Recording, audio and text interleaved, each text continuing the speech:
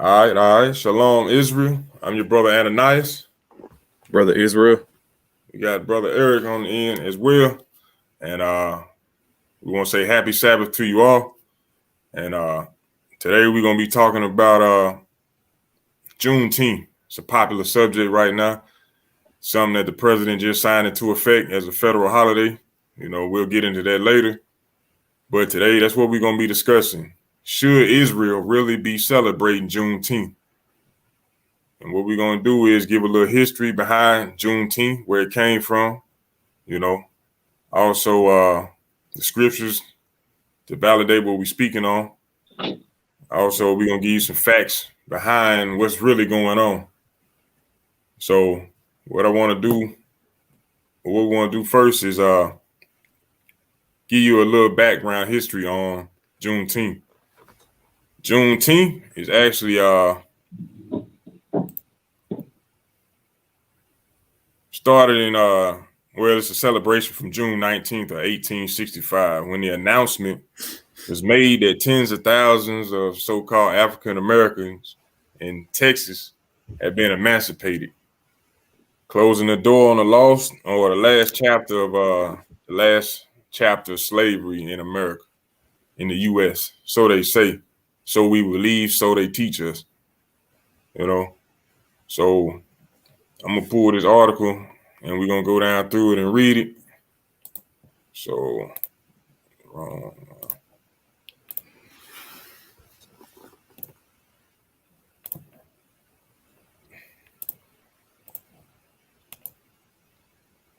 right. So, you want to read it, brother? Israel? Can you see it? Yeah. All right. What is Juneteenth? Why is it called Juneteenth? How to celebrate history, facts. Read right under here. Juneteenth. All right. Juneteenth, also known as Juneteenth Independence Day, unhighlighted for me, bro, or Freedom Day, is considered the oldest known celebration ceremony, the end of slavery in the United States, and celebration of milestone holiday is spreading across the U.S. and beyond. Juneteenth, also known as Juneteenth Independence Day or Freedom Day. Our people have it construed or have it mixed up in their mind that we free today. Mm-hmm. Because they gave us an illusion that we are free because they made an announcement. But we're going to keep reading. Right. Today, June 19th is celebrated as Juneteenth in honor of one of the final acts of emancipation of slaves in the U.S. This year's celebration is taking on a special meaning as efforts are underway to make the day a federal holiday. To make the day a federal holiday today in 2021, not in 1865 when it was actually granted, but in 2021. So we need to be focused and pay attention to that. Why is it now? Is it because of the Black Lives Matter movement? Is it because of the agenda of the oppressor, the president? Why are we trying to make it a federal holiday in 2021? This happened over 100 years ago. But let's keep going. What is Juneteenth? On June 19th, 1865, the announcement was made that tens of thousands of African Americans in Texas had been emancipated, closing the door on one of the last chapters of slavery in the U.S. Now we pay attention. The very first sentence said on June 19th, 1865, the announcement, not a law, the announcement was made. So that right there in itself is something that we should be thinking about. Is it a law? Why wasn't it made a law for us to be free? They just made an announcement. I don't know about y'all, but whenever somebody make an announcement, I can choose to hear it or choose not to. You know, if somebody telling me, hey, it's getting ready to storm outside, I can say, yeah, I agree I should go inside, or I'll say, the hell with it and keep playing in the rain. You know, but it said they made an announcement. that we were emancipated or free. Think about that. Key read. Juneteenth traces its origins back to Galveston, Texas, where on June 19, 1865, Union soldiers, led by Major General Gordon Granger, landed in the city with the news that the Civil War had ended and slaves were now free. The announcement came 2.5 years after President Lincoln's Emancipation Proclamation of January 1st, 1863, that freed slaves from the Confederate States.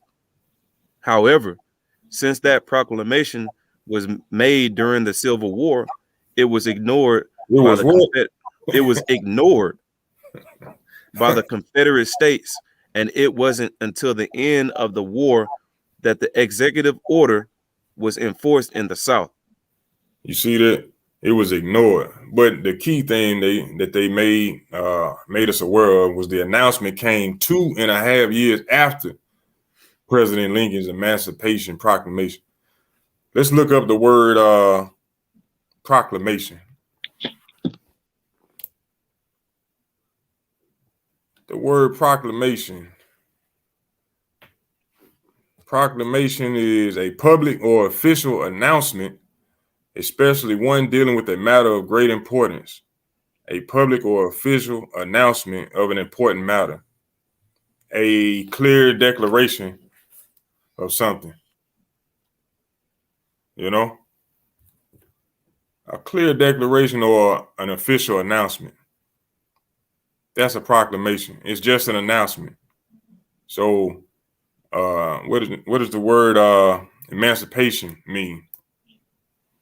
We got to break this thing all the way down since we hang our coats and hang our hats on this thing. What is a proclamation or emancipation proclamation? What is that?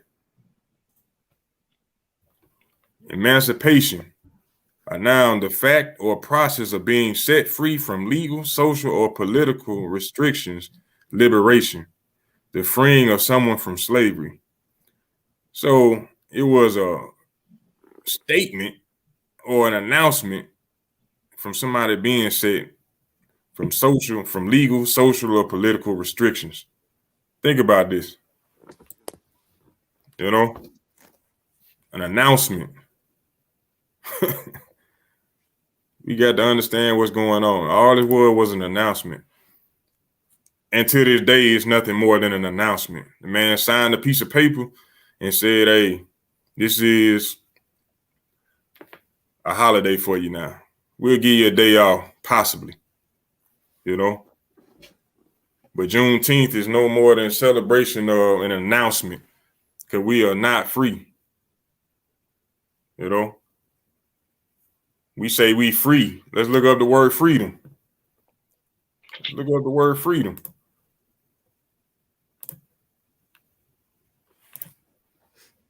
Look up the word freedom.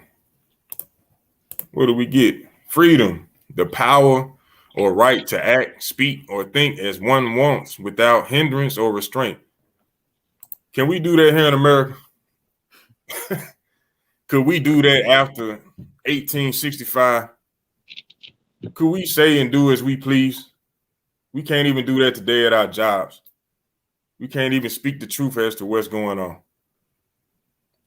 In fear of being fired, ridiculed, harassed, mainly being fired from your job. So are we free in 2021? Hell nah. Google just told us that. You know? The power or right to act, speak, or think as one wants without hindrance or restraint. You got to think, like I always say, you can't look at the fruit, you got to look at the root. Why were the Israelites, or why were the so-called African Americans even in slavery from the beginning? Why are we celebrating the release and not thinking or asking why did we have to go into slavery from the get-go? We don't think of these things. We just go with what the enemy tell us and we celebrate it. like I say, a lot of times we tend to take a bad situation and just adapt to it rather than ask, how did it happen and how do we get out of it? We just try to adapt and make the best of the situation. And that's our problem as a people. We don't ask enough questions. We just take it and run with it. You know? So basically what we doing, we celebrating a day that was given to us by mistake or by coincidence. The war had already been over. Matter of fact, let me get that history.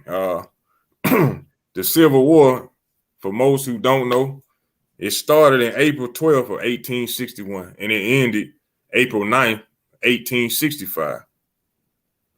The Emancipation Proclamation, it was given on January 1st, 1863.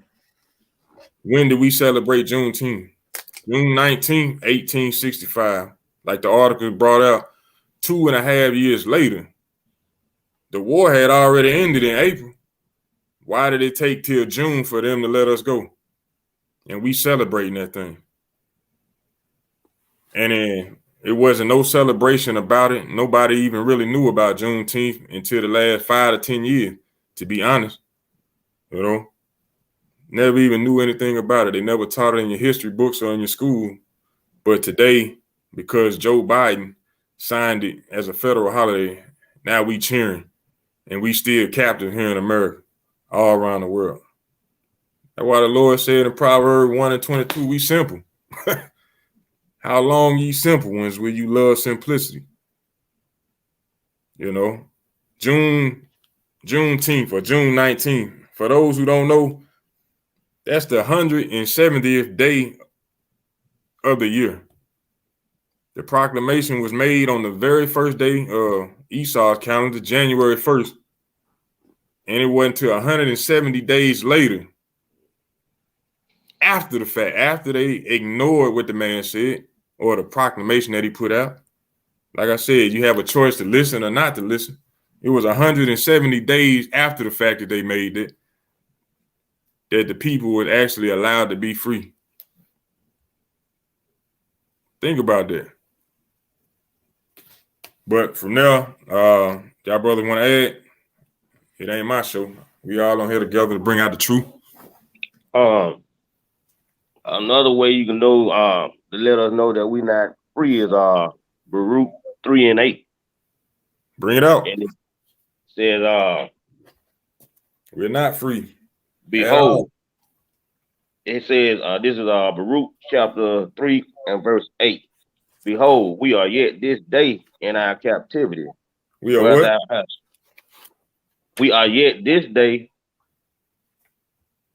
in our captivity, where thou hast scattered us for a reproach and a curse, and to be subject to payments according to all the iniquities of our fathers, which departed from the Lord our God.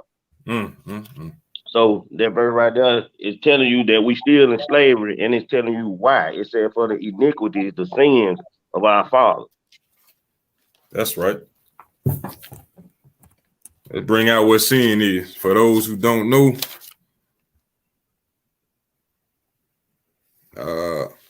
1 John chapter 3, verse 4. Whosoever committeth sin transgresseth also the law, for sin is the transgression of the law. So sin is breaking God's laws. And the brother just brought out that our people are in captivity to this day for the iniquities of our fathers. Right. We in captivity to this day for doing what? Breaking God's laws. We still breaking them because we don't even know what his laws are. We so ignorant as a people, and our leaders ain't telling us what we supposed to be hearing. That's right. But who were the laws given to, though? Were they given to everybody? Is Juneteenth a celebration of everybody? Why are we celebrating? Who's celebrating it? Who's celebrating Juneteenth? Right. Hey, another good question is, who told you to celebrate that? Who told you to celebrate Juneteenth? Right? Did we come up with that as a nation of people? You know, like our forefathers, they came up and established these different holy days in the Bible. They didn't establish these holy days, man. Juneteenth was not established by our forefathers. That was established by the so-called white man, right? He told you to celebrate Juneteenth. He told you to celebrate your people coming out of so-called slavery, coming out. Right? We might not be in hardcore bondage and hardcore rigor right now. Well, I'll say some of us are not in hardcore bondage and rigor, but we have a state of mind now where we think we're free. So a lot of times we just feel like we could just do what we want to do in this country because they're not under those harsh conditions anymore, right? That's a comfortable feeling for them. Everybody feel comfortable now, you know. That's right. This nation has. Go ahead. No, go ahead, bro. You got it, bro. I just want to say, I guarantee you, if God told us to celebrate Juneteenth, we wouldn't even be interested in it. We wouldn't be interested. Wow. Yeah. That's deep. But it's true. That's true. Dang, that's crazy. But the so-called white man said, hey, we in that thing, you know, full-fledged. They probably got cakes they made at Walmart and Publix, probably picking them up today on the Sabbath. Hey, you know, we renting up the tux and everything, renting cars to go like we celebrating the prom. You know what I'm saying? Yeah, it's crazy out here, man. And let me bring out a precept though, because like the brother said, if he would have said it, then if the so-called white man or the enemy, the heathens would have said, "Hey, celebrate it," this is what we would have been doing. This is the book of Psalms, chapter 55, verse 21. The words of his mouth were smoother than butter, but war was in his heart. His words were softer than oil, yet were they drawn swords. So, the man tell us we free, we believe it. The man say you can go do what you want to do. We believe it. And the whole time he plotting and planning and scheming on us, you know, to take over, to keep us in his possession, keep us under his foot, keep his knee on our necks, you know, war in his heart. But he came with the smooth words, Emancipation Proclamation. Our folks didn't even know what that means. Why y'all we got to use big words to explain something simple? Think about that. Go ahead, though. What's that script when he said they delight unto the heathen or something like that? While y'all looking for that, I'll look for I'm gonna bring out a classic right now. This is Hosea chapter 4 and verse 6. Right. It says, "My people are destroyed for a lack of knowledge." So our people are destroyed. Our mindsets are destroyed for a lack of knowledge. We just anything they give us, we just run out and go do it. If they give us Christmas, we go out and do that. If they give us Juneteenth, we go out and do that. You give you Valentine's Day, we go out and do it. You can ask almost every black person, so-called black person in America, why do they celebrate all these various holidays? And they can't give you a solid answer of why they do it. It's just, oh, we just do it just because it's a tradition. Yeah, what did you learn those traditions from? Right, and those you'll see when you line them all up and do the history, it goes all the way back to slavery, all the way back when your great grandmother was in slavery, your great great grandfather was in slavery, and they got forced to do those things, and they taught those things to you, right? So we learn those things in slavery. We destroy it for a lack of knowledge. It says, because thou hast rejected knowledge, and we reject the knowledge for the Most High God. We don't like the words that we see in the Bible, right? When the Lord tells us to do one thing, we try to go and find a way to justify not doing it, right? It says, because thou hast rejected knowledge, I will also reject thee, that thou shalt be no priest to me, seeing that thou hast forgotten the law of thy God, right? Because we forget the law of our God. We forget that we're not supposed to be eating pork and all these different various commandments that the Lord gave us, right? We think these commandments are hard and they're grievous to us, right? That's what the Christian church teaches us. It says, I will also forget thy children. And that's what you see today. Why we always have questions like, why is the black man down? Why are we the ones getting shot down? Why are we the last hired, first fired? All these damn questions we have, but it's right here in the Bible. It's because we reject the knowledge of the Lord. So he rejected us. That's why we don't have anybody. We don't have the Lord fighting for us right now. Right? We got to come back to his word so he can fight for us. Mm-hmm. Just to piggyback off to what you were saying, let's go to Isaiah chapter 30 and verse 9. Isaiah chapter 30, verse 9. Isaiah Go ahead. You go ahead, bro. We'll just read it last. All right. Isaiah 30, chapter 30, verse 9. That this is a rebellious people, lying children that will not hear the law of the Lord. Just like the brother was saying, we'll bring out all the facts and answers to the question we have about life right there in the Bible. And we as a people reject God's law, but we'll follow right behind the enemy and ask them to save us. And they the same people that creating the problem for us. Think about that. How you gonna run to the same man that made the problem to get the answer? There's something wrong with that.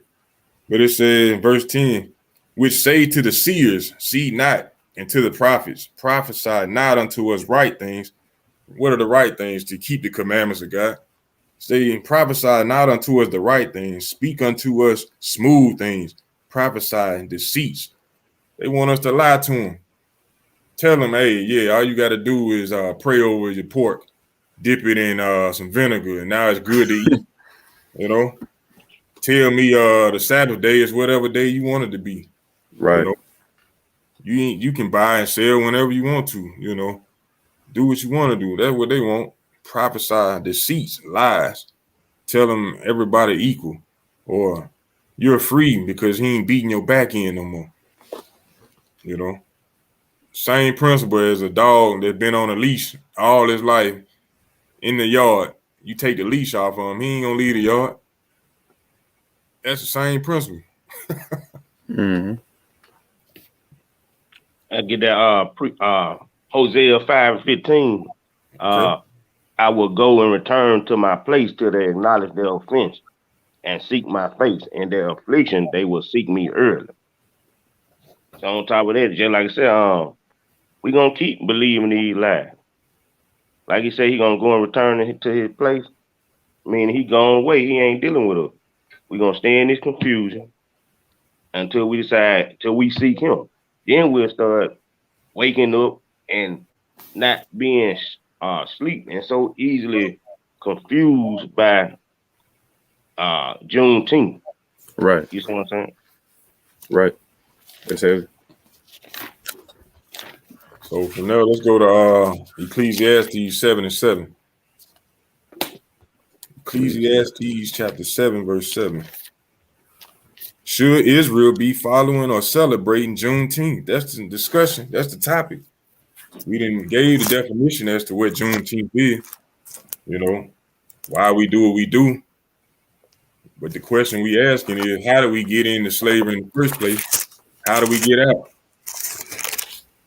And one of the things we got to be aware of is what's going on. So let's bring that out. In Ecclesiastes chapter 7, verse 7. Ecclesiastes chapter 7 and verse 7. Surely oppression maketh a wise man mad, and a gift destroyeth the heart. So all this oppression that's going on, making our people mad. But a wise man, surely oppression make a wise man mad. Everybody that's trying to live a good life, they seeing the atrocities and the tragedies that's going on in our society. They mad at hell. They out protesting and rioting. They mad at hell. But the president or the oppressor, they see what's going on. They study us day in and day out. They say, how can we calm them down? How can we give them a gift to destroy them, to destroy the anger that they have built up toward us? How can we get rid of that? Let's give them a stimulus check. Let's tear down some statues. Let's remove it from their history. Let's, you know what? Let's make Juneteenth a holiday. Give them another day off so they'll shut the hell up. And we'll do what? Go right back to sleep like the brother was asking earlier. Go right back to sleep. Yeah, they won't even realize what really happened. You know, they'll think Abraham Lincoln is a great man. keep thinking we great, even though we was oppressing them. We the ones had them in slavery. We brought them over here, put them in this hard bondage and rigor. Let's give them a gift. Let's give them a holiday. Let's give them another day to sit on their ass and celebrate. Even though the Lord gave us a day off every week, a new moon celebration every week. I mean, every month. He gave us high holy days to celebrate our true history. Gave us days of rest, yet and still we don't want to participate. We reject the way of the Lord. The oppressor figured it out. We're going to give these Negroes a gift to destroy their mindset, to put them back to sleep. You know how the baby wake up whining, crying, damn. Hold on, y'all, hold on. Let me stop my festivities. Let me go put this baby back to sleep. Put him on the chest, pat him on the back, put him back to sleep. That's how the oppressor, that's how the so-called white man doing us. So basically, when they give us Juneteenth, they basically putting a pacifier in our mouth. Mm-hmm. Yeah. One of many, you know. You know how you got all these different pacifiers for the baby. Man. A spiritual pacifier. Pacifying. And we want anything to celebrate but what's right and what's righteous. Think about that. We want to celebrate classic, where our people get together and get drunk, get to shooting and killing each other and playing football. We'll invite folks from miles, from state after state, to come continue this tradition. But when it comes to keeping the laws of God, no, we ain't got to do that no more. Hey, man, we doing Passover. What is that? You don't know nothing about Passover? Why is that? That's our history. We be out on knowledge. Or when we be on the corner, hey brother, you got time to hear the word of the Lord? Not right now. I got something else I'm doing. Stuff like that, you know. Nobody want to listen. But if we stop him, give him 2 tickets to the classic, like I said, he gonna stop and get them tickets and might talk to us about the last classic for 30 minutes. All right. Why Alabama State lost. Talk to us about that for an hour. Man. They ain't have no defense. Yeah, they need another quarterback. Talk to us about that all day. Sun been and went down. Still out there want to talk about the game from last year. Our priorities are in the wrong place. That's right. If people knew it was at stake, a lot of them don't know what's at stake. They don't know that this country gonna be set afire. They don't know them bombs coming. They don't know they special people until the Lord thy God. They don't know that. They don't know they the chosen. Even like you were saying earlier, you sit there and tell them you special. God chose you. They'll reject that and try to give it to the other man. Yeah, something you about to bring out, bro? Yeah, I was looking at something. It's Proverbs chapter 21 and verse 14. It says, "A gift in secret pacifieth anger." Wow. Read that again. Right. It says, "A gift in secret pacifieth anger, and a reward in the bosom strong wrath." Right. So you got like these different nations, man. They all in council. They have secret councils, and they bring us gifts. These are these gifts, man. Juneteenth. They give you damn Black Friday. All these damn things are designed for you to keep you in slavery. So they give you these little gifts to pacify you. They know for a fact that if you learn your history and you get you don't have anything to pacify you when another brother gets shot down in the streets, that it's gonna be utter chaos here. So they have to give you these things. When a brother gets shot down the street, they gonna give you. They got another holiday coming up. They got 4th of July coming up, and then we forget about it. You got Juneteenth coming up. We forget about all these different various things that we're going through.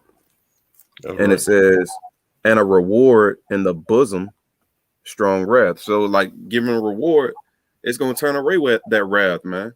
Giving you a job, giving you all these different things in this in Babylon the Great. You got nice cars, nice houses, you got nice clothes.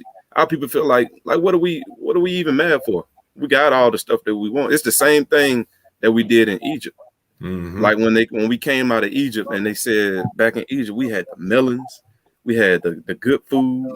You know what I'm saying? Lord, why you bring us out of here? Why you bring us out here in this wilderness? You know, they probably our people complained as soon as they stepped out of Egypt. They was probably complaining walking on the sand when the Lord split the water. Like, why he had us walking all this sand, man? My feet hurt. I gotta lift my legs up when I walk, you know. All kind of hell breaking loose, man. All right. One of the saying I used to hear a lot about our people, we complain, say we need gold. I want a gold statue and complain that we got to move it. Wow. Dang. But I want to go to Proverbs chapter 6, verse 16. And it reads, these 6 things doeth the Lord hate. Yea, 7 are an abomination unto him. A proud look, a lying tongue, and hands that shed innocent blood, a heart that deviseth wicked imaginations, feet that be swift in running to mischief, a false witness that speaketh lies, and he that soweth discord among brethren. Mm-hmm. The Lord hate that, you know, and that's dealing with our own people and the other nations. The other nation gonna lie to you every chance they get. They ain't gonna tell you who you are. But our people, we quick to have a proud look. Yeah, I got me a nice car.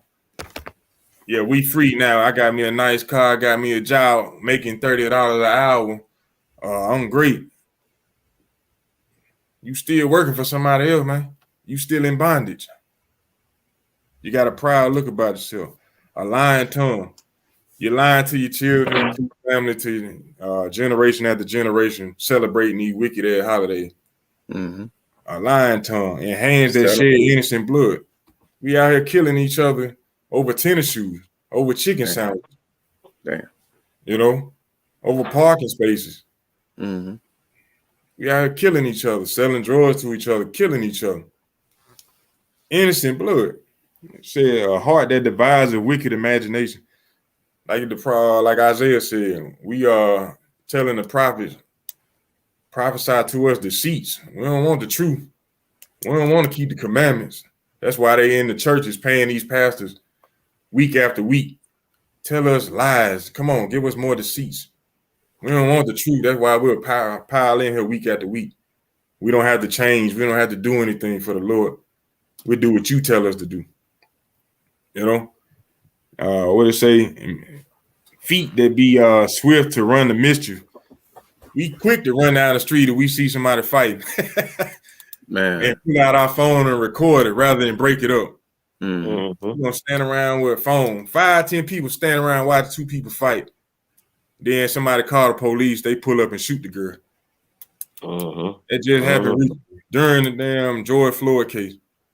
Rather than break it up, they stand around with their phones out recording it. And what it say, the Lord hate feet that be swift to running the mischief. Mm-hmm. Then he said a false witness that speak lies. He already done told us whether the other nations or whether some of our people want to believe it or not. He hate Esau. Why? Because Esau embodied every characteristic that he hate. They quick to tell you a lie, bear false witness. Tell you free when you not. Mm-hmm. Thinking they telling you they on your side when they not, you know. And our people right along with it. Bearing false witness against each other, left and right. Because we hate each other. But we free though. That's part of Juneteenth.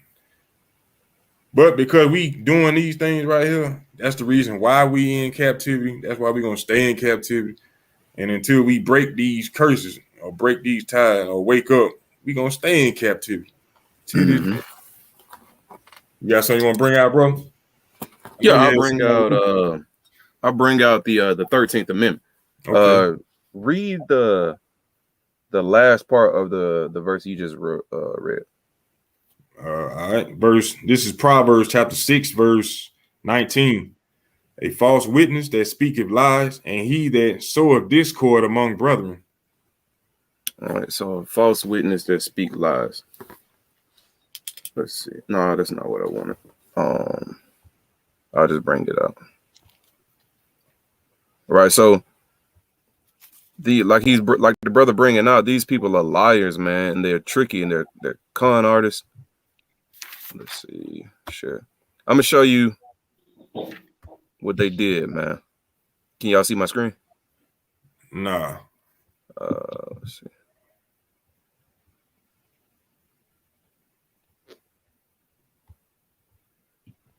Give me 1 minute. All right. So I'm trying to bring out the 13th Amendment. It's not letting me share my screen.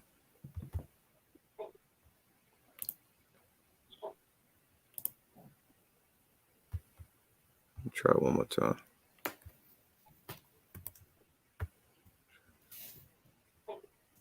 "13th Amendment." Share screen.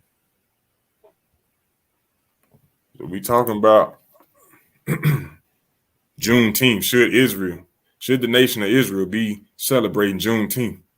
2.5 years later, after the announcement that we were supposed to be free, and here in 2021, we just not getting it as a federal holiday, so to speak. Should we be celebrating it? That's what we talking about today. And the brother about to bring out the 13th Amendment. There's some key details in there that our people should know and understand when dealing with the enemy. Because his words are smooth as butter, but war was in his heart. It's always a hidden agenda. It's never as what it seems to be. They actually, whether we want to believe it or not, they follow some of the things that's in the scriptures. One being, don't let the left hand know what the right hand doing. So they'll tell us one thing, but have another agenda on the other side. Were you able to show that? No, see if you can pull it up on your screen, because it's not letting me do it. Type in the number 13 and then amendment, and then put neither right behind it, and then hit enter. Yeah, so we can bring out some of these lies and tricks, because we came over here, right? A lot of our people were already over here, right? When the 10 tribes, they went through the narrow passage and they came over here to the Americas, what we call it now, which was called Arzareth in the Bible. So a lot of our people were already over here, but the remnant that was left that came over here on slave ships, right? We came over here 1619, right? And we were enslaved. We were forced to serve in hard bondage and rigor, right? So right now we're not serving in hard bondage and rigor. They so-called freed us. But I'm gonna show you a trick that they used in the 13th Amendment. And whenever you can get that, can you see it? Yeah, let me blow it up real quick. Okay, so this is the 13th Amendment, all right? So, they did away with slavery or whatever, and we're going to read the 13th Amendment and show you how they did away with slavery.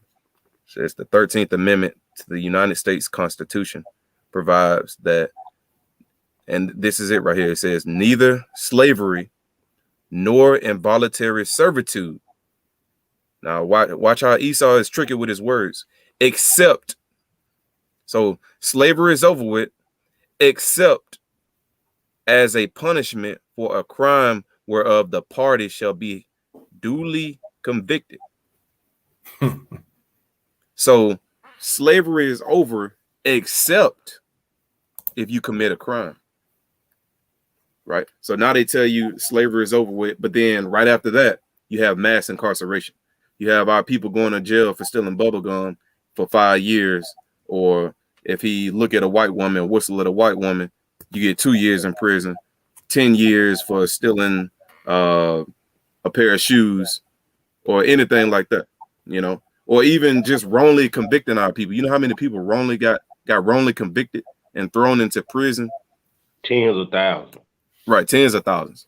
So what they're saying right here, it says neither slavery nor involuntary servitude, except, this is talking about except if you be punished for a crime, meaning except if you go to prison. So they can put you in slavery while you're in prison, right? This is why you had mass incarceration, right? A lot of people, if you want to check out the movie, the documentary 13th on Netflix, is a good documentary to check out. But then right after that, you had mass incarceration. Type in convict leasing, right? Hey, brother, So now, go ahead, bro. can I say something right there while he typed that Yes, in? sir. That you were speaking on, like you said, unless you go in prison as far as being a slave. 'Cause y'all used to hear about when they said the prisoner used to make the license plates for the cars for a little bit and then 2 cents a day or something like that. And I was in Florida yesterday and I was headed out. I passed by a prison. Outside of the prison, a huge cornfield. Mm-hmm. And they had like 50 guys, most of them black, out there in the cornfield, picking corn. Like they were picking cotton, had a big trailer, what they were putting it on. Right. And that's like you said, that's slavery right there. Mm-hmm. Like you said, except if you in prison. Convict leasing was a system of forced penal labor which was historically practiced in the southern United States and overwhelmingly involved African American men. And the penal labor is what they used to call it, but now they change up a few words. Esau is very tricky with his words. Mm-hmm. Now they call it convict leasing. Can you read? Recently, a form of the practice which draws voluntary labor from the general prison population has been instituted in Western states. In the earlier forms of the practice, convict leasing provided prisoner labor to private parties such as See that? You see that? It says prisoner labor to a private parties with the S. Right? Think about all these private companies you have. Keep reading. Such as plantation owners and corporations. Uh-huh. Tennessee Coal and Iron Company, Chattahoochee Brick Company. The lessee was responsible for feeding, clothing, and housing the prisoners. Wow. Right. So this is what convict leasing. So you can ask a lot of our brothers, man, the ones who went to prison, or a lot of people know that they have to work. Sometimes they have to work in there, right? And they make little to no money. It might be like $1 a day, $1 an hour, 33 cents an hour, like the brother was saying. And they making them. So if I was trying to find the list, but I couldn't find it. But they have a list of companies that actually use convict leasing. Some I know off the top of my head is like people like McDonald's. They use convict leasing. A lot of convicts in the prison houses make their uniforms. You have a lot of other different companies that use it too. I think Starbucks is one of, if I'm not mistaken. And they might make cups or they might make uniforms. A lot of the things that we use, we don't even know that it come from convict leasing, and it's basically made in prison houses. This is another term that they actually use too, work release. Work release. You see that very crafty, man. Let's get that. Work release. Only way I know that term is because when I was younger in high school and I was working at Burger King, it was a guy, did some things. I don't know exactly what he did, but every night he would be a closer. So he'd come in at a certain time, do what he do, and go right back to the jail. Mm-hmm. Work release. And wow. But it go right along with the brother bringing out convict leasing, what they do with our brother. But we supposedly free here in Juneteenth. But go ahead. Yeah, like what the brother saying is right, man. Like now they switch it up. They gave you the 13th Amendment. They said, you know what, we'll let y'all free, except if you commit a crime. Then we could put you back in slavery. Then you had mass incarceration while people were going into prison, even today, for little to no reasons. You got the so-called black man who can get caught with a pound of weed and go to prison. You got a lot of our brothers locked up for that right now, right? They got locked up for years. So-called white man get caught with weed or anything, he go to jail for a month, or he go and get what they call it, help when they psychiatrists, they got to see a psychiatrist or get help for their different situations. Right. This is Psalms chapter 83. It says, "They have taken crafty counsel against thy people and consulted against thy hidden ones." It's talking about the other nations. They take crafty counsel against our people all the time, all day and night. Right? They devise iniquity upon their beds. You know, they have taken crafty counsel against thy people and consulted against thy hidden ones. They have said, "Come and let us cut them off from being a nation, that the name of Israel may be no more in remembrance." And that's what they've done. They called us African American. They called us blacks. They called us Negroes and niggas. That's why we feel like we just do what we want to do: smoke weed, get fresh, buy nice cars. That's what niggas do, man. We don't want to. Israelite would keep the laws of the Most High God. That's right. And keeping the laws is going to have organization in your nation. It's going to have you loving your brothers. It's going to have you eating right. It's going to have you doing the right things to your women, right? But now we think we niggas, and so all we do is go contrary to the laws of God. And then sometimes they have us in prison houses. And there's a lot of people that get wrongfully convicted too as well, though. But y'all got it. That's right. So what we want to do now is go to the president, so-called, bringing this into effect. This is matter of fact, let me share this.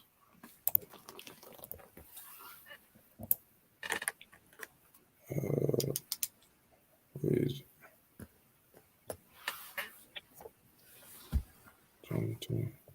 Yeah, here you go.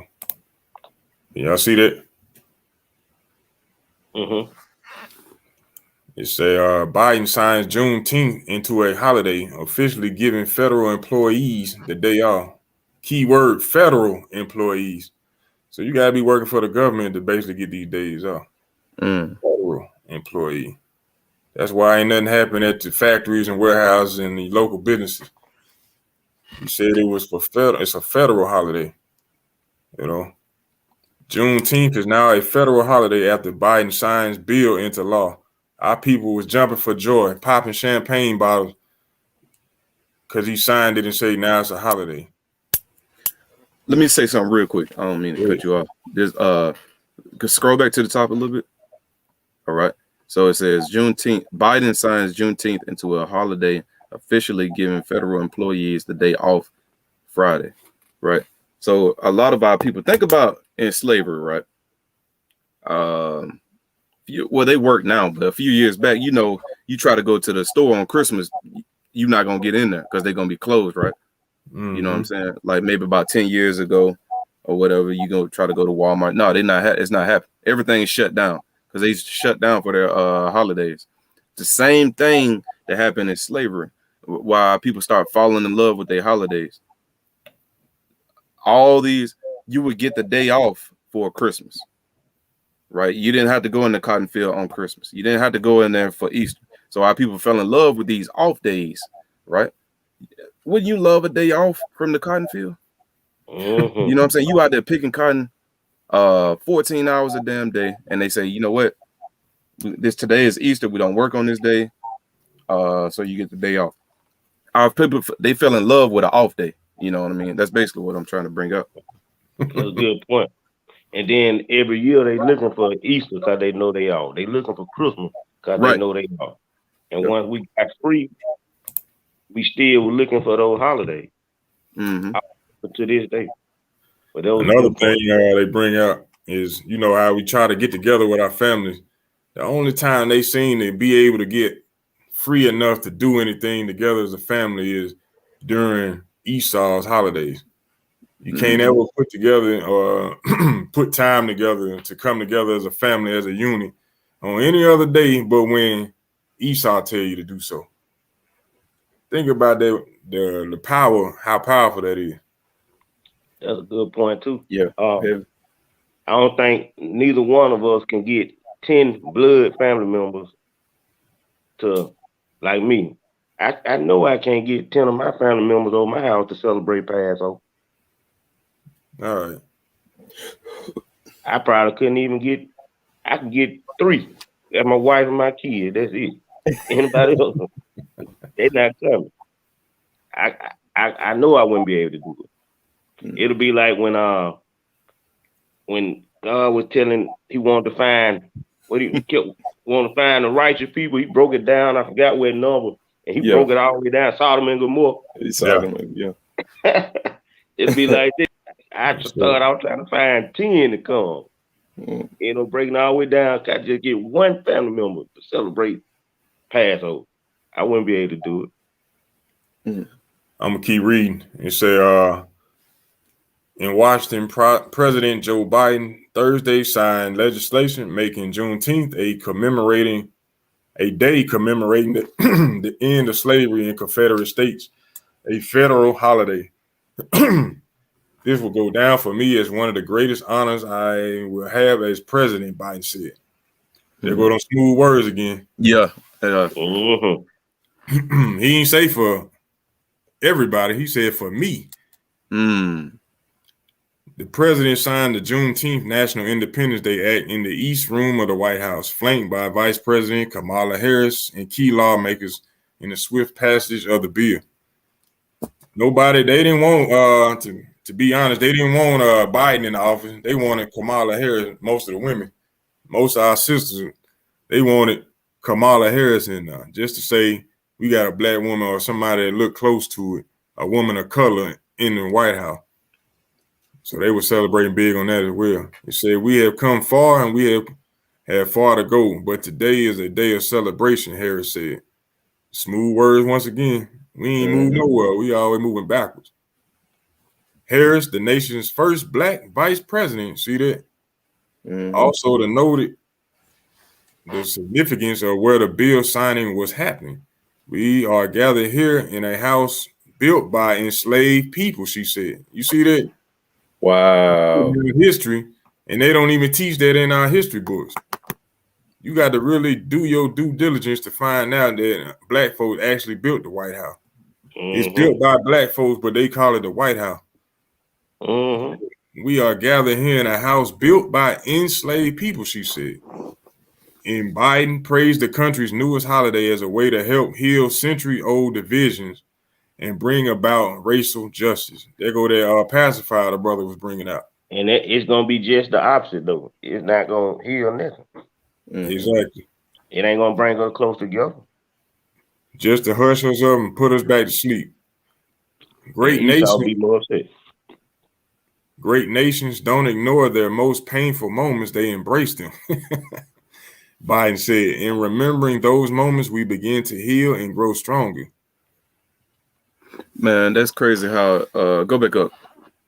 Like just reading this, they didn't clearly say they built the White House. They said we're gathered here in a house. How many times have you ever heard them just say we at the house today? They say the White House. You know what I'm saying? They didn't put we are gathered today in the White House built by enslaved people. You have to figure that out yourself, I guess. Hiding it. Crafty counsel. They always have hidden messages, hidden agendas in their messages all the time. That's why we got to stay focused on the Lord. We can't be dibbling and dabbling in what they trying to build up and present to us. We stay on track and focus on the Lord, and we're going to be all right. But from there, let's go. No, that's another point I wanted to bring out. The same guy that's signing in the Juneteenth amendment, or the right to call it a law. He the same guy that brought in or signed June, the same month we celebrating in. He the same one that passed the law saying that June will be recognized as the LGBTQ Pride Month. Biden recognizes Pride Month, vowing to fight for LGBTQ rights. The official recognition is a turnabout from the policies of President Donald Trump, who refused to acknowledge the celebration. So Trump wasn't even with it. But Biden getting there, he get in office. That's one of the first things that he chose to do: pacify us and push his own agenda. He got in there and he did what? He gave us a stimulus check. Right. Everybody was celebrating, clapping, once again popping champagne bottles for him. And what did he do? Right under the radar, because they didn't put this on the news. This is just on Google News and other little small platform, saying that the man recognized it and said he was going to fight for their rights, for the lesbian, for the gays, for the bisexual, for the transgenders, the queer. He going to celebrate, recognize it, and vow to fight for them. In the same month that he declares a federal holiday for us to celebrate. It's crazy. It's disrespectful. So what do you think is going to happen? You're going to have a lot of lesbian, gay, bisexual, transgender, and queers out there celebrating Juneteenth. While you celebrating your so-called freedom, you're going to have them same folks out there dancing around in your parades and at your parties. Wow. Destroying your community and your nation at the same time. Think about that hidden agenda. That's heavy, bro. And the same folks going to be out there dancing around. So they basically promoting LGBTQ during Juneteenth. Simultaneously. Matter of fact, hey, I'm gonna bring up what my brother Israel brought out earlier about every time they decide to pass a holiday or some type of legislation dealing with our people, they always tend to put it on Google.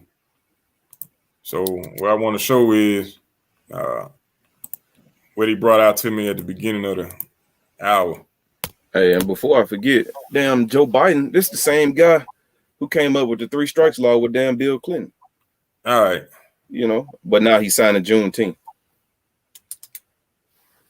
This is when you open a brand new tab on the Google internet server. When you type in open a new Google tab, it's gonna have this up there. Whatever's going on in the world of what we celebrating, it's gonna be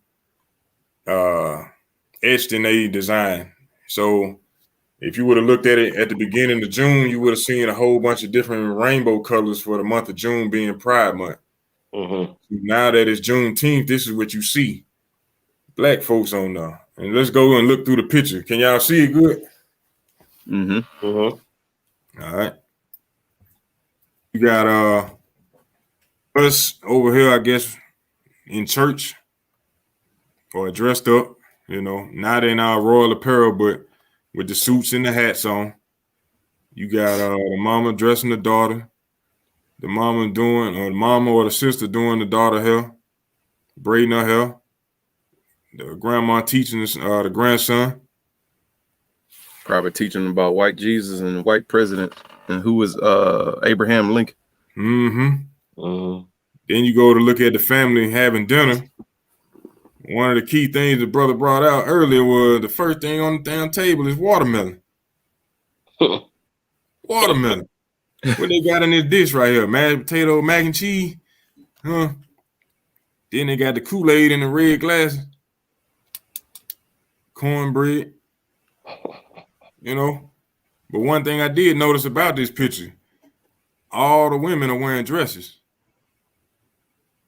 All the women from back then wearing dresses. And they wearing their natural hair. So Esau will put out the truth, but we just got to look for it. Even though they cover it up with a bunch of lies and deceit, they'll put the truth out there. We just got to look for it. All our people on here together as a family with their natural hair, wearing the proper attire somewhere. Ain't nobody on here immodest, none of that. They ain't wearing no weed. They ain't got no purple and green hair. They ain't got their clothes up the air. They celebrating it together as a family. And like we said, like the brother was saying, you can barely get your family together to do anything outside of what Esau puts out there for us to serve.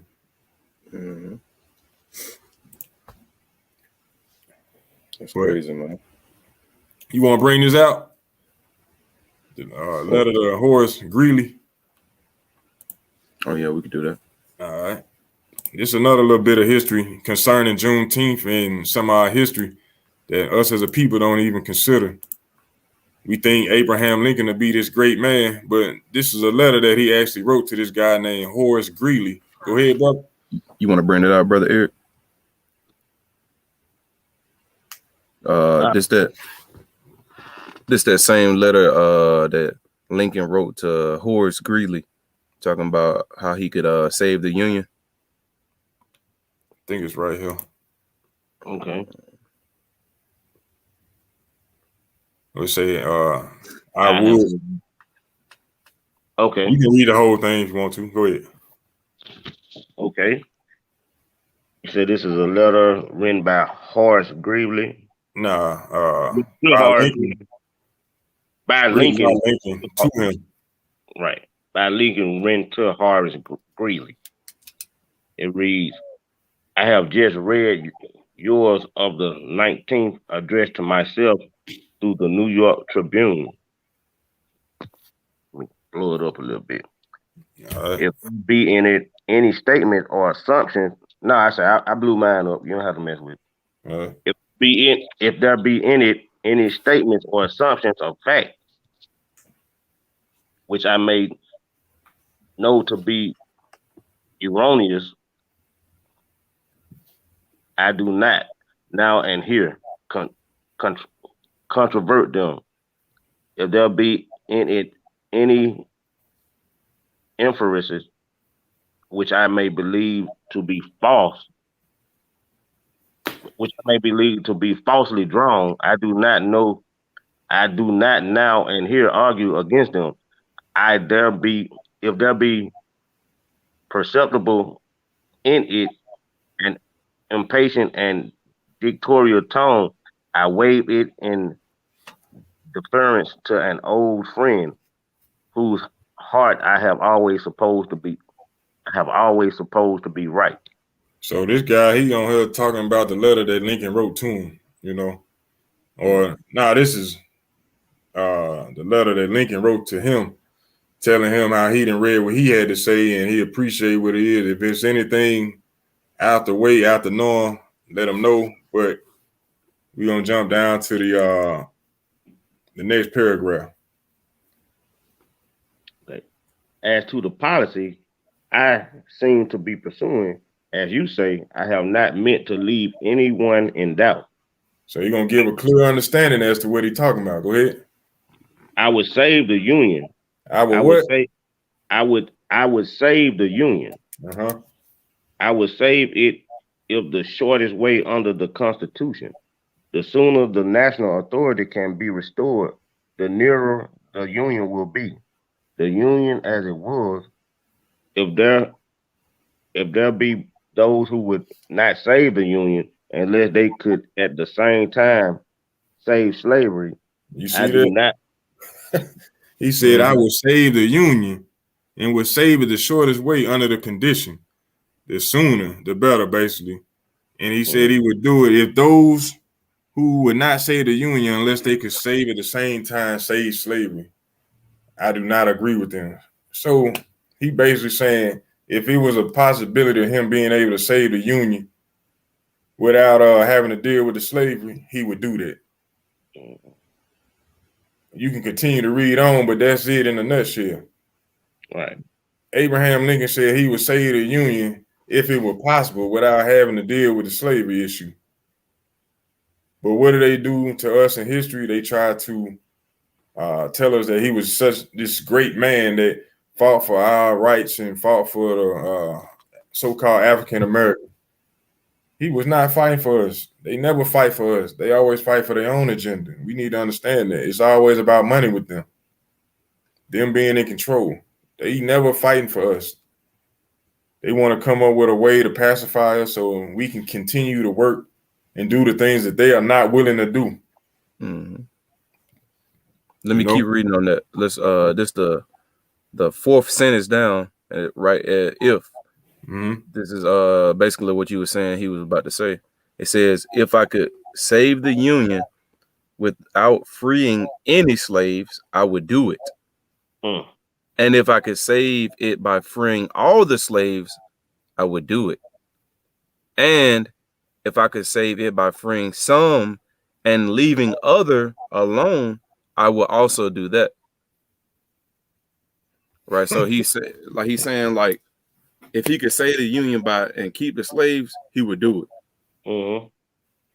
If he could save some and let some leave, he would do that as well. So basically showing you he was for slavery. Right. You know, His he main wasn't objective was to save the Union. right. And the only That's what way his main objective was. right. And the only way he can do it was not to keep some slaves and let some go. It was got to let all of them go. And Right. which he hated to have to do that, but he had to do it. Mm-hmm. It wasn't a joy to his heart to let them go. It's the way they had to do. That's right. And You're just right like you got to get your foot cut off from diabetes or you're going to die. It got to go. Right. That's a good example. Right. And that's why. Go ahead, bro. You got it, bro. I wasn't about to say too much. I wasn't about to say too much. I just was saying that's why I take it upon myself to teach my children. My children know about Abraham Lincoln. They know he didn't do it out of kindness of heart. And my children know about Columbus.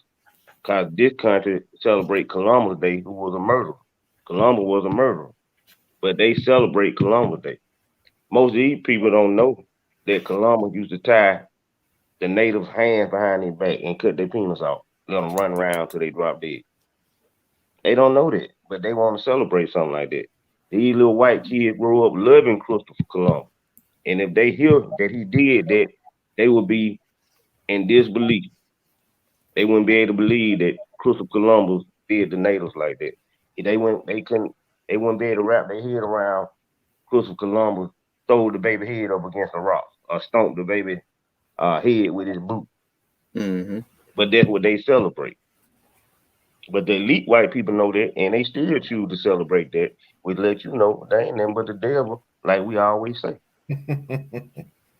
Right about that. That's right. And just like they say in the Willie Lynch letter, to see us free is bad for business. To see a horse in his natural state or the black man in his natural state is bad for the economy. So it's bad for business. So for them to that's why you don't see no horses running around free the same way you ain't gonna see us running around free. Their mindset is bad for business. That's why when you at your jobs, when you standing around, that's a problem. That's an issue. Wow. You free. You know, that's bad for business. Think about it. That's in the Willie Lynch letter. Read it, break it down. We're gonna do some videos on that as well later on down the road. But that's one of the statements that's written in there. To see the horse or the black man in his natural state free, unoppressed, is bad for business. And that's exactly what's going on here in America.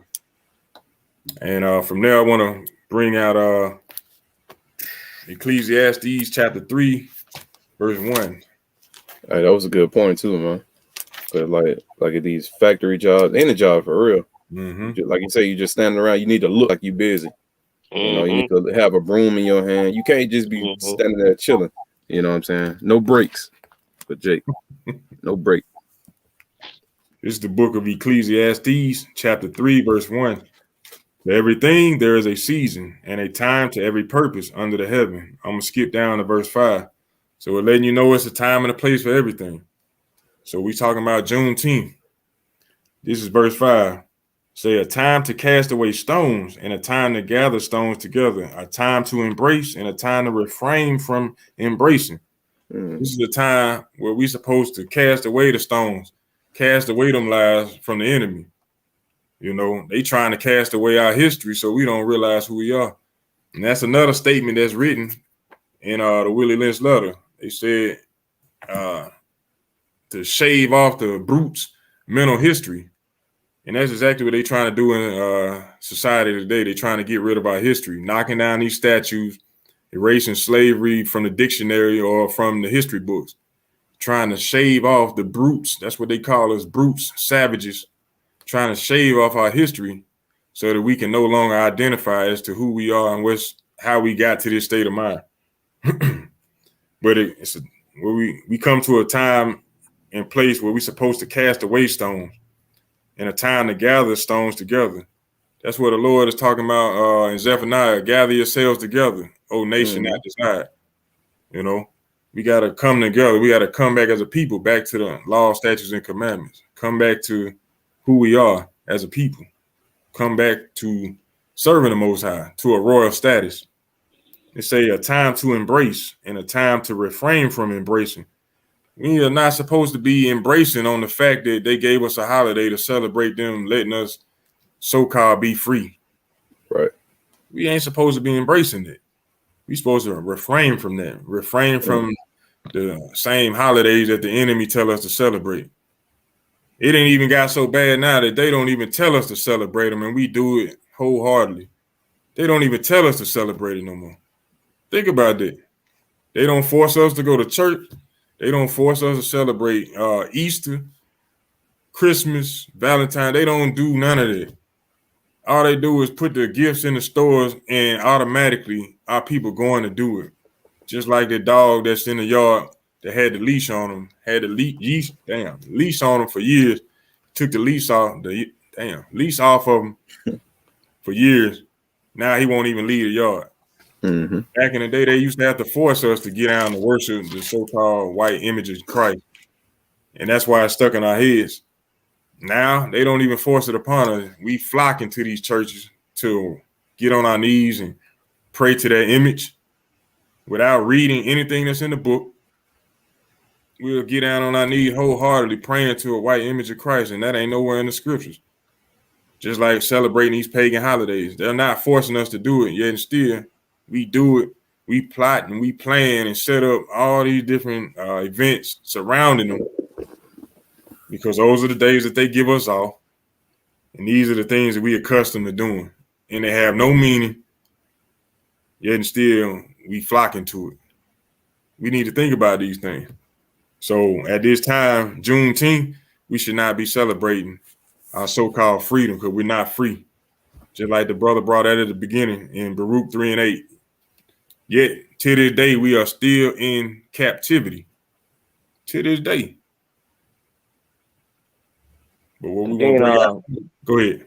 No, I just was saying, and then it's funny how the holiday that's supposed to be celebrating us or something to do with us, we let the enemy tell us what the holiday gonna be. This is our holiday. How they gonna tell us what day our holiday supposed to be on?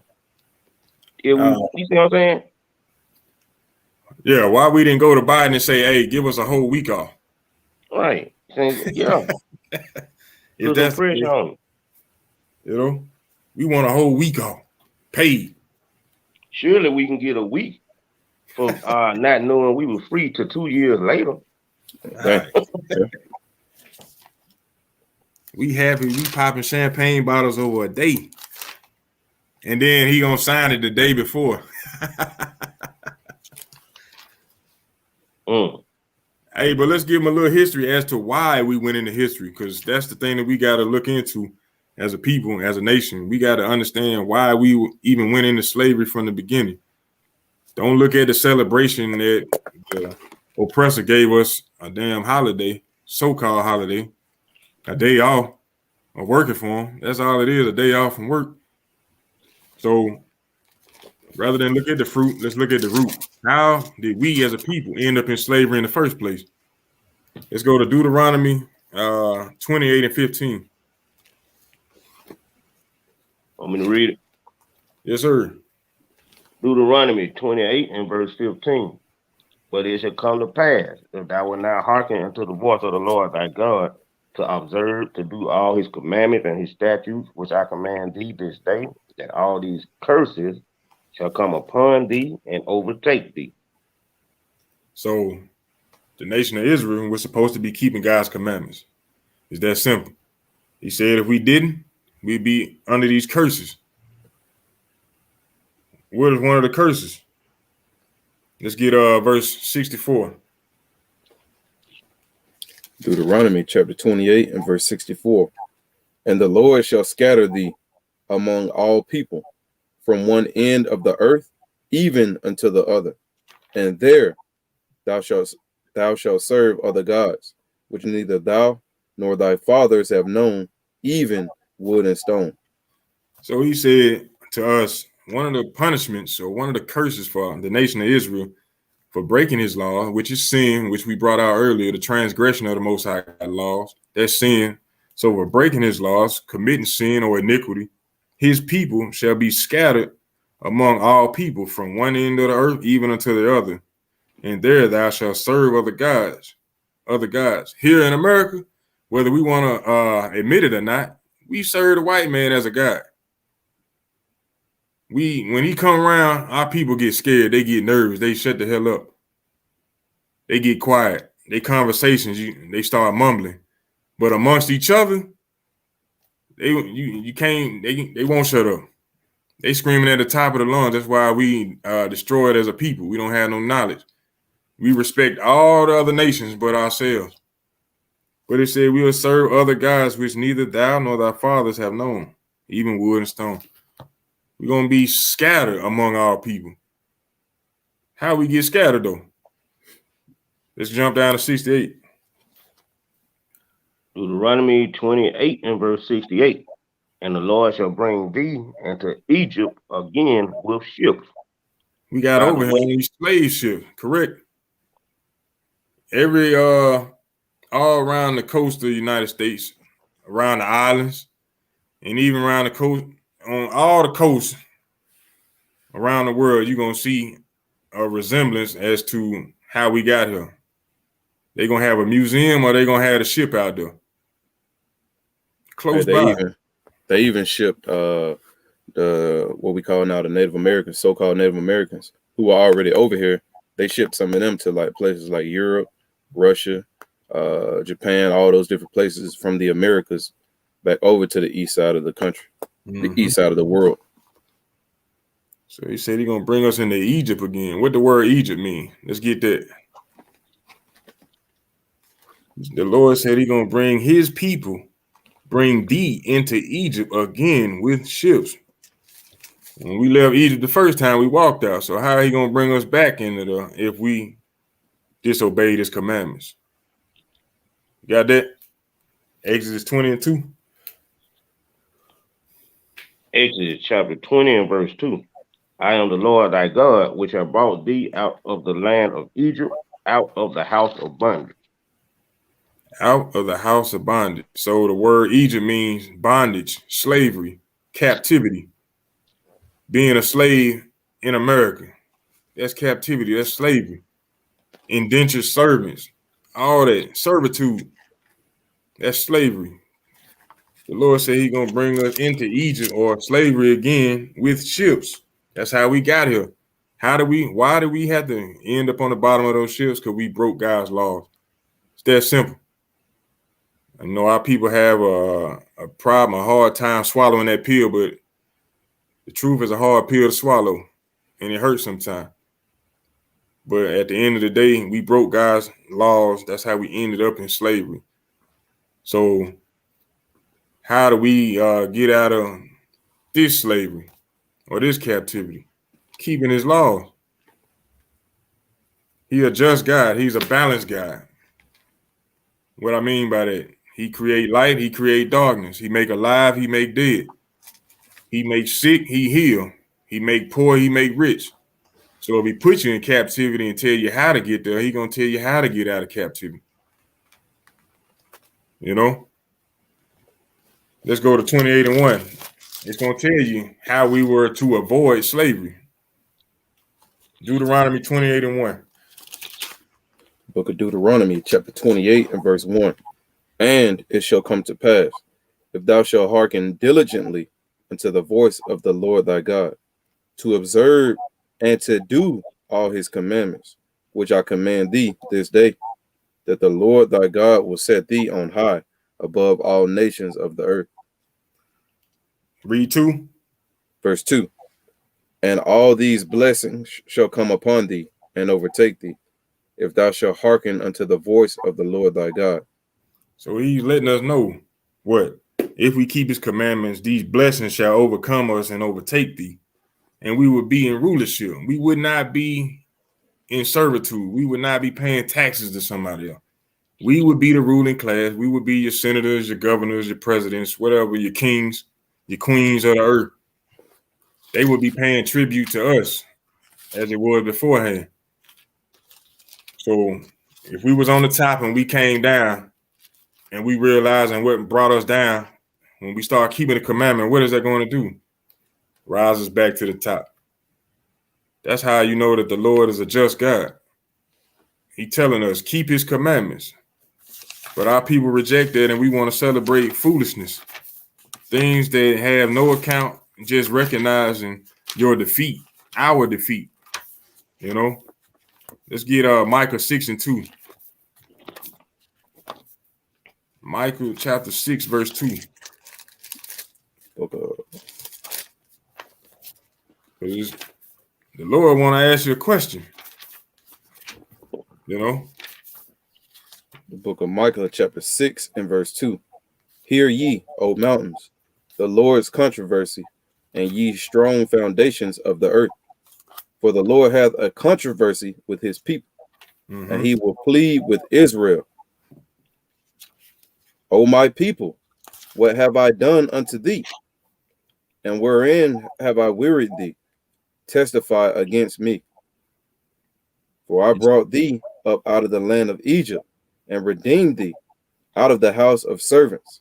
And I sent before thee Moses, Aaron, and Miriam. O my people, remember now Balak, king of Moab, consulted, and what Balaam, the son of Beor, answered from Shittim unto Gilgal, that ye may know the righteousness of the Lord. So the Lord is saying, hey, my people, you mountains, I brought you out of the land of Egypt. I did all these great things for you. He said, what have I done unto thee?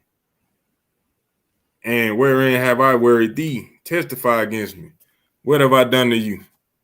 Why do you reject me when I done gave you everything? Why you want to continuously follow behind the one that's oppressing you? The one that's beating your back in, the one that won't give you a job, that keep giving you crumbs off the table, they keep looking down, putting their nose in the air when they walk by you, when they dealing with you, who think that you the scum of the earth. Why do you consistently follow them? He said, but my people, what have I done unto thee? How did I make it hard for you? I saved you. We kicked ass on the way down to the promised land. I gave you everything you wanted. And now you still want to be with the enemy. Mm-hmm. That's what the Lord asking our people. Why? What have I done? But we don't care what the Lord say. Like you say in Isaiah, prophesy not unto us right things, speak unto us smooth things. And because we keep doing this, the Lord hit us with a delusion. Let's get that in 2 Thessalonians 2:10. 2 Thessalonians chapter 2:10.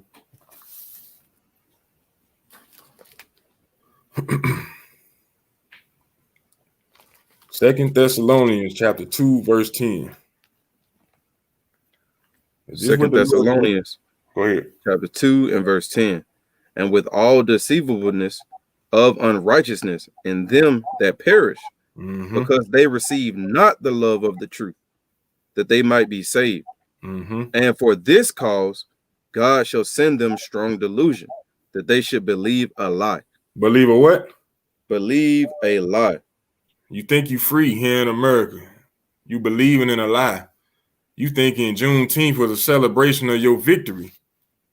That's a lie. You think you can do what you want to do here in America. That's a lie. Let's get the definition of victory. Definition of victory right quick. Victory, an act of defeating an enemy or opponent in a battle, game, or other competition. How have we beat them? How have we beat the enemy here in America to declare that we had some type of victory? That's that strong delusion that the Lord put on us for rejecting the truth. We think we free. We thought we did something. We ain't did nothing. Only thing we doing is continuously going into the ways of the fools. We following after the way of the heathen. That's what we doing on a constant. Thinking we doing something. We got to come out them ways. The Lord said, for this reason, yeah, for this cause, God shall send them strong delusion that they should believe a lie, that they all might be damned who believe not the truth, but had pleasure in unrighteousness. You having pleasure breaking the Sabbath, going and shopping at the mall, and you know the Lord put people to death for that. You say, I know what he do, but I don't believe that. I'm gonna do it anyway. The Lord say, don't eat the swine or the shellfish or the crab and the lobster. You say you gotta die or something anyway. You simple as hell. Our people believe and have pleasure in doing unrighteousness, even to the point of where they perish. And we thinking we should be celebrating Juneteenth. And if y'all brother got something y'all want to add to that, please feel free. I get It really kind of pissing me off just talking about this right now. Yeah, hey, oppression make a wise man mad, bro. Can you give me a scripture, brother Eric? Isaiah chapter 66 and verse 4. And then I'll hold the Romans. Right, it's going into that strong delusion because the Lord gonna give us into strong delusions if we disobey His commandments and not seek out His laws. Right, we try to do contrary and go our own way. The Lord gonna give us up to that. So read that for me, brother. Isaiah chapter 66 and verse 4. I also will choose their delusions and so will the Lord said He gonna choose the delusion. Right, read. And will bring their fears upon them. Because when I called, none did answer. When the Lord called, He called you through this Bible. He called you by telling you to come back and repent and keep the commandments. That's how the Lord calling you, right? Telling you to remember that you are Israelite according to the Bible and do what I taught you. And don't do what the white man is teaching you to do, which is to be a nigga, right? Come back to my words. Read. When I spake, they did not hear, but they did evil before mine eyes and chose that in which I delighted not. And that's what we decided to do. We chose to do all the things contrary to God's laws, right? Now this is Romans chapter 1 and verse 25. It says, Romans chapter 1 and verse 25.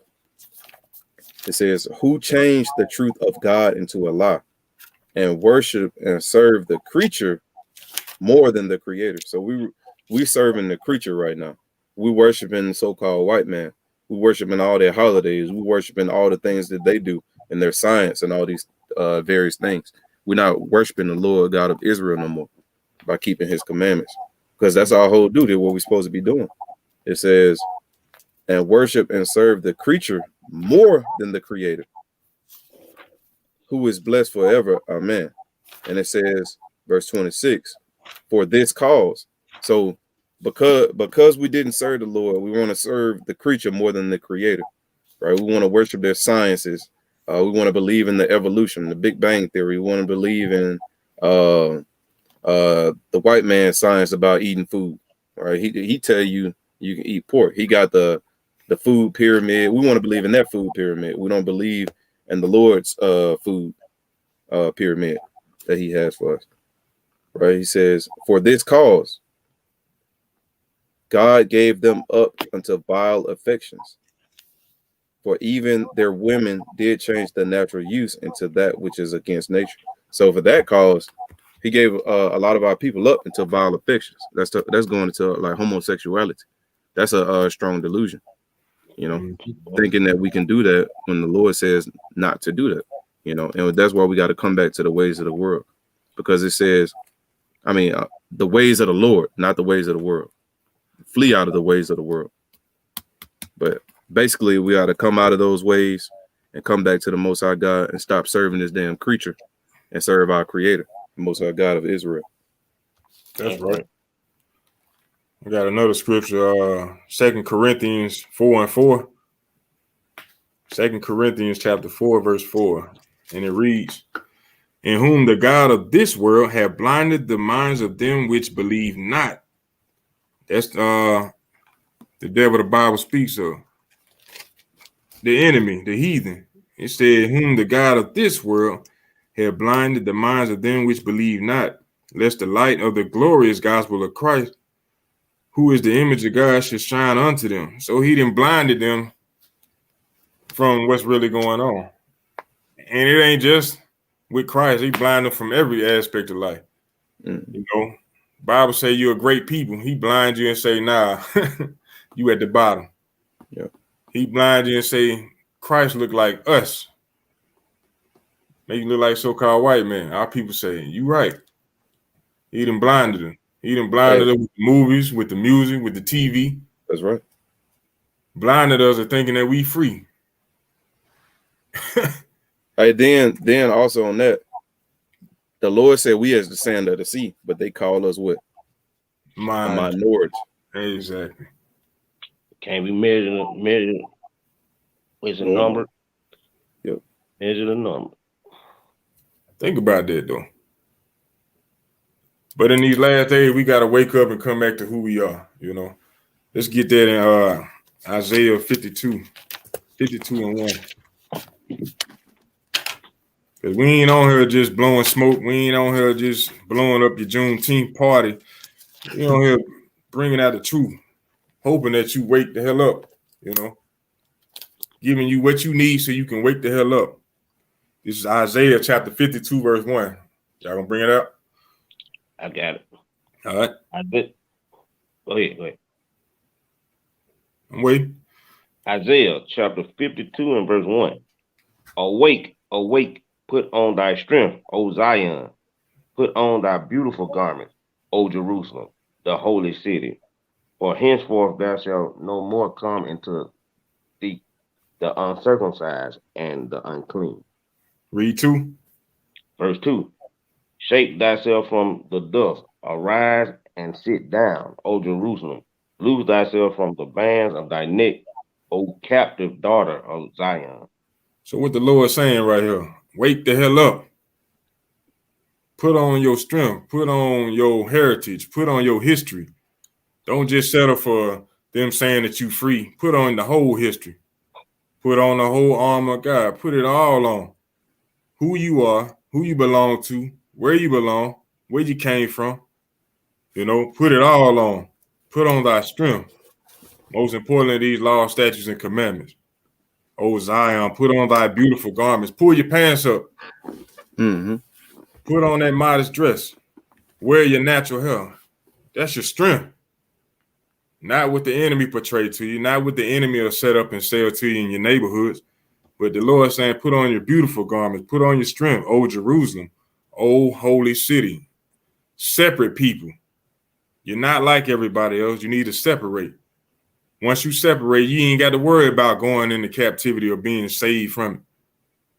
You know? The Lord said he's going to come back and save his people from their enemies, all them that hate them. But the Lord saying right here, for henceforth there shall no more come unto thee the uncircumcised and the unclean. So we ain't going to have to deal with that no more. Once we come back and stand up as to who we are, with the unclean no more. You know? We'll know what the hell going on. Esau ain't going to be able to trick us with his smooth words. You know? Shake thyself from the dust. Get up out the dirt. The Lord said he raised the princes from among the dunghill. Raised the poor from the dunghill to sit amongst princes. The only way that's going to happen to us is when we come back to keeping these laws, statutes, and commandments. So I hope everybody learned something from that. And if y'all brothers got something y'all want to add before we close out. I want to read the Ecclesiastes 10 and 7. All right. And it reads, I have seen servants on horses and princes walking as servants on the earth. They're saying he see everything in reverse. He see the servants on horses, meaning these people got their foot on our neck, they on top, they servants. it's supposed to be the opposite around. We supposed to be on that horse. That's right. It said, and princesses walking as servants on the earth. We are the princesses that's walking as servants. Mm. It don't supposed to be like that. It's upside down. So in order to get the right side up, you have to go back to, like the brother said, start keeping these commands. All praises. All praises. You got anything you want to add, brother Israel? No, that's it, brother. Just come. We got to lead the ways of this world, man. Come out of. Stop following after everything they try to give you. Come back to the ways of the Lord, right? Don't just take everything Esau give you. All these damn holidays, Juneteenth. You know what I'm saying? Damn days off. Damn all kind of damn days they try to give you, man. Stop following their ways. Stop following their religions. And come back to the ways of the Lord. All praise. We're gonna end on this last scripture. 1 Corinthians chapter 15, verse 58. Well, now let's go to Ecclesiastes chapter 12, verse 13. Ecclesiastes chapter 12, verse 13. In order to stay out of captivity, to wake our people up, it's one thing that we all got to be doing. And if we ain't doing this, everything else is worthless. It don't mean nothing. You can try to stack $1 million a day if you want to, but if we ain't doing this as a people, ain't nothing gonna change. That's Ecclesiastes right. chapter 12, verse 13. Ecclesiastes chapter 12 and verse 13. Let us hear the conclusion of the whole matter. Fear God and keep his commandments, for this is the whole duty of man. So in that, we hope everybody learned something. And the end message is no, Israel should not be celebrating no Juneteenth. But if you're gonna celebrate anything, come back to reading as to who you are, what's required of you. Fear the Lord. That's the whole conclusion.